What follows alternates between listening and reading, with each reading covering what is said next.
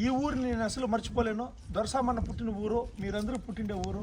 ఇక్కడ ఇంకా మీరు ఇచ్చిండే సపోర్ట్ అంతా ఇంత కాదు, అది చెప్పలేనంత సపోర్టు. ఈరోజు కొండగడ ఎంత కష్టపడి ఆయన వచ్చేసి నా దగ్గరికి బెంగళూరుకు వచ్చి 1,30,000 రూపాయలు తీసుకొని వచ్చి బోరు మోటార్కి అని చెప్పనేసి రెడీ చేస్తూ ఉంటారు అందరూ.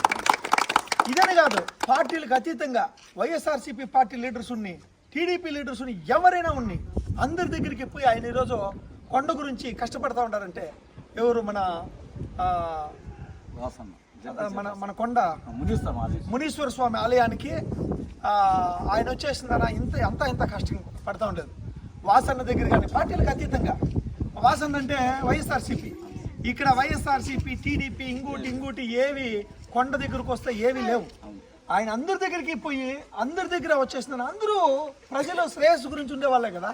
వైఎస్ఆర్సీపీ అయితేమి, టీడీపీ అయితేమి, కాంగ్రెస్ పార్టీ అయితేమి అందరూ ప్రజా శ్రేయస్సు గురించి ఉండేవాళ్ళే.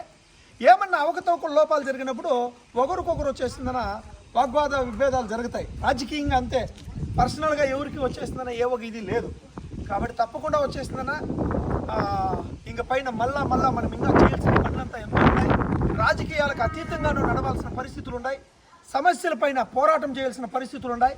ప్రతి ఊర్లో కానీ, ప్రతి గ్రామంలో కానీ, ప్రతి పట్టణంలో కానీ ఎక్కడైనా సరే సమస్యలు అనేది ఉంది అంటే తప్పకుండా మనమందరూ కూడా వచ్చేసిందన ముందరకు పోవాల్సిన పరిస్థితి ఉంది.